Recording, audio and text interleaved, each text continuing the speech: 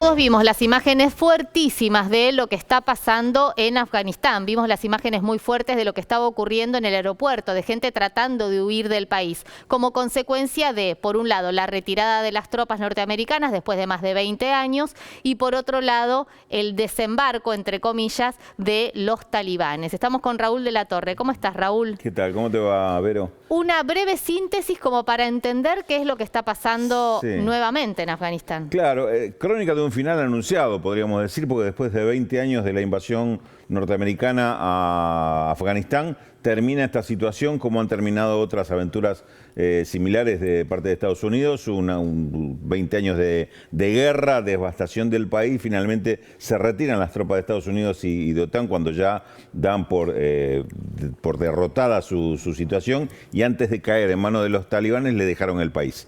Entonces fueron avanzando los talibanes, el punto culminante fue este sábado cuando ya entraron en la capital Kabul, se retira el gobierno, el presidente Ghani se retiró en principio fuera del país, no se sabe cuál va a ser el destino definitivo, pero ya se apoderaron del poder político los talibanes, que es una de las tribus, una de las tantas tribus que hay en Afganistán. Algún analista español decía claramente, dice, no lo interpretemos como un país en términos occidentales. Es una sumatoria de tribus, de religión. Sí, se mezcla política, cultura, étnicas, religión. entre los cuales los talibanes son los más poderosos, son un poco origen de esto. Primero de la invasión rusa, recordemos, o de la Unión Soviética, mejor dicho, en 1996 al año 2000, después llegaron los estadounidenses y estos talibán tuvieron como origen esa lucha y después los talibán que nos remiten a Osama Bin Laden, los atentados a las Torres Gemelas sí, también. por la protección que le dieron a ese sector, pero son un sector que es muy controvertido entenderlo porque son muy queridos, apreciados por el pueblo, sobre todo de los campesinos, pero a la vez tienen métodos que para nosotros son posiciones salvajes. Absolutamente extremas, y es cierto lo que vos decís, Raúl, es difícil, imposible entenderlo desde la lógica occidental, entenderlo desde la política, desde la cultura y también desde lo religioso. Digamos, son fundamentalistas, son lo que habitualmente llamamos el islamismo fundamentalista. Esta es la postura religiosa que tienen y como tales son fanáticos. Son fanáticos, pero digamos, hay otras condiciones sociales que hacen que uno trate de tomar cierta distancia para entender un poco de cómo es el fenómeno. Vamos a tomar contacto, si te parece, Raúl, con Leopoldo Saores, es el embajador en Pakistán concurrente en Afganistán. No hay embajada argentina en Afganistán, pero sí tiene jurisdicción la embajada argentina en Pakistán. Saores, ¿cómo le va? Buen mediodía aquí en la República Argentina. Buen día, Verónica. Buen día, Raúl. ¿Cómo estás?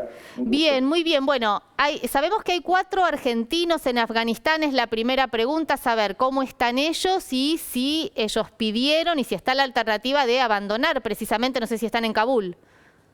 Correcto, hay 4 argentinos. La colonia argentina era mínima, básicamente funcionarios de la Misión de Naciones Unidas y personal que estaba con ONGs en Kabul. De esas 4 personas, 3 están en ONG y una con la Misión de Naciones Unidas. La persona que está con Naciones Unidas, aparentemente estamos en contacto permanente, hay un plan de evacuación organizado por Naciones Unidas, naturalmente, y lo que estamos haciendo, un seguimiento muy cercano, permanente, es con los otros 3 argentinos que pertenecen a ONGs.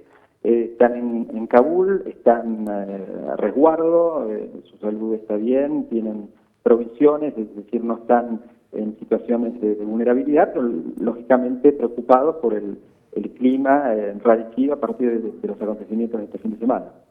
Embajador, ¿cómo están viviendo desde Pakistán? Me imagino que tiene relación con otras embajadas de países occidentales, de habla hispana, de Latinoamérica en general. ¿Cómo están viviendo esta situación que de alguna forma era esperada ya hace algunas semanas, ¿no? Que esto ocurriera, quizás se aceleró, pero el reflejo que tienen ustedes de la situación, ¿cuál sería? ¿Cómo lo describiría? Correcto.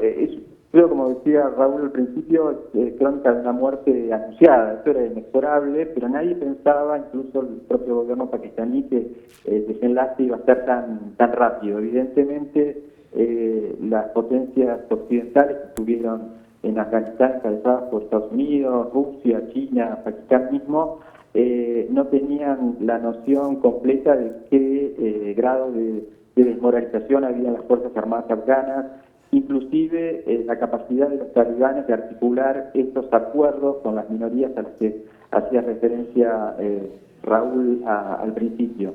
La lectura entonces de los colegas acá en Islamabad es que esto se precipitó, era esperado, pero no con esta rapidez. Había informes de la inteligencia norteamericana que hablaban de que Kabul podía caer en un plazo máximo de 2-3 meses, pero evidentemente esta última semana, como hemos visto, el talibán se hizo muy fuerte en el norte, que es una zona que le era muy adversa. El talibán siempre fue muy fuerte en el sur, pero logró conquistar importantes capitales provinciales en el norte y eso le permitió concentrar la embestida final en el sur. Una vez que logra conquistar Kandahar, que es la segunda ciudad más importante del país, y una ciudad a 150 kilómetros de Kabul, que era neurálgica para las comunicaciones de la ciudad, de alguna manera las cartas estaban echadas. Y lo curioso, y no tan curioso a partir de lo que uno va entendiendo y escuchando, es que prácticamente no hubo resistencia de las Fuerzas Armadas afganas.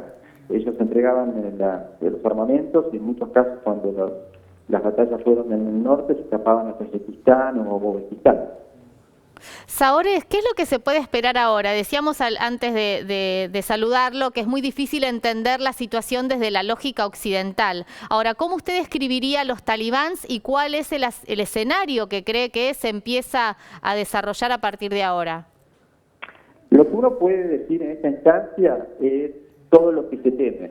Lo que se teme es que, a pesar de incompletas e imperfectas, las libertades que se habían conquistado en estos 20 años, sobre todo la agenda de derechos humanos, empoderamiento de la mujer, se retrotraiga. Hay quienes dicen que los talibanes vienen más pragmáticos ahora, que aprendieron la lección, que saben también que están siendo mirados por las potencias regionales, por China, por Rusia, por Pakistán, por India y por supuesto por Estados Unidos.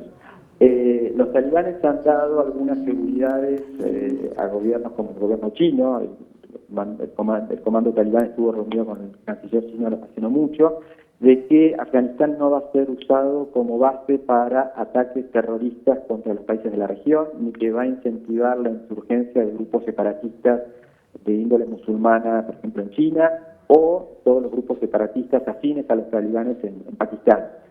Para Pakistán hay una clara preocupación de que se vuelva a un clima de inseguridad, de atentados, de terrorismo, como a principios de la década de los años 2000.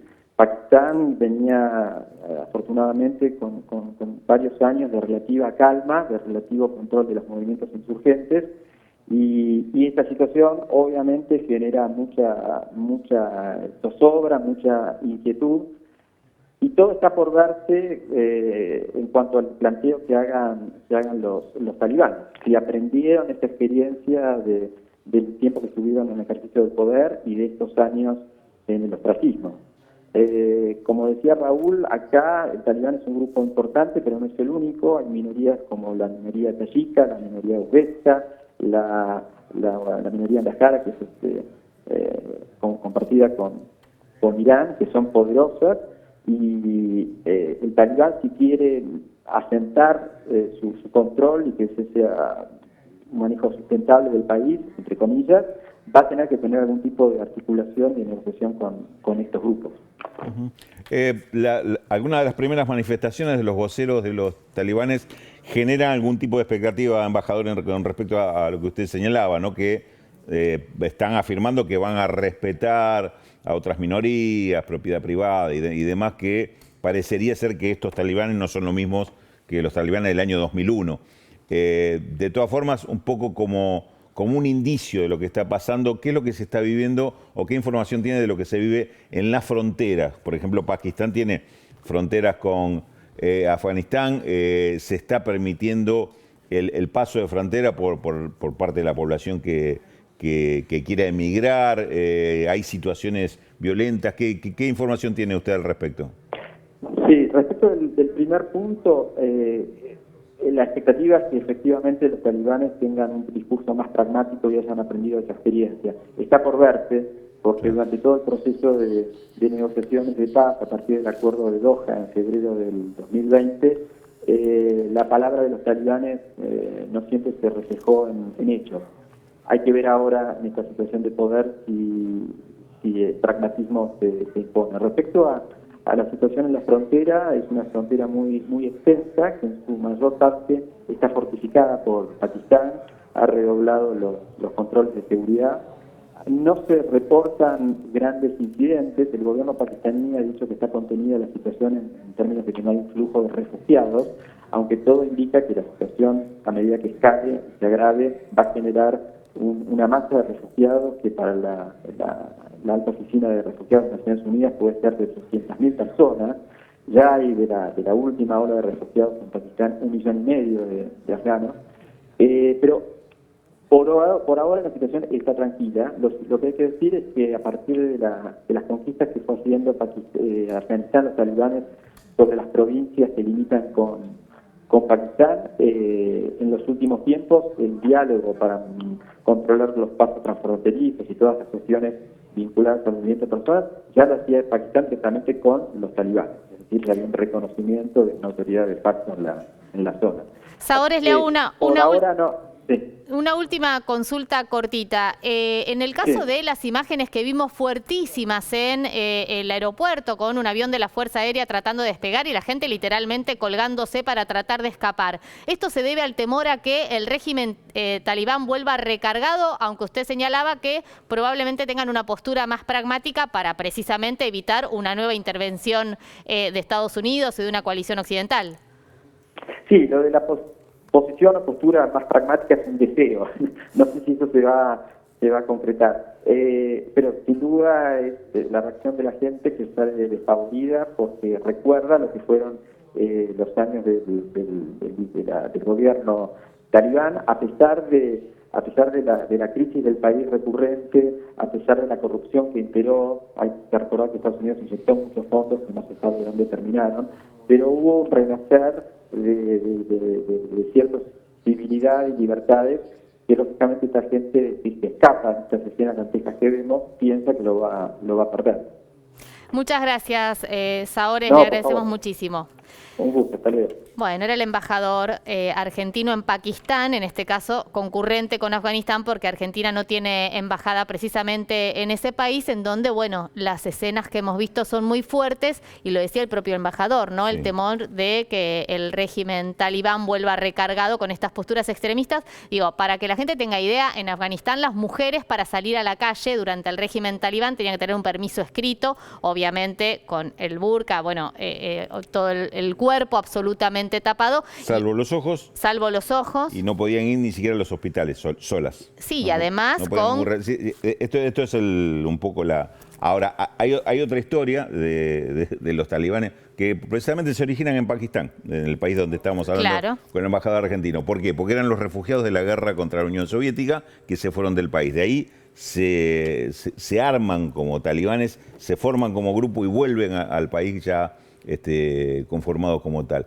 Pero te decía, hay otra historia que es la que reivindican los sectores de la población que defienden a los talibanes. Dicen que ellos en su origen, cuando llegaron, hubo un caso de violadores que habían secuestrado mujeres jóvenes, chicas, para violar, para abusar.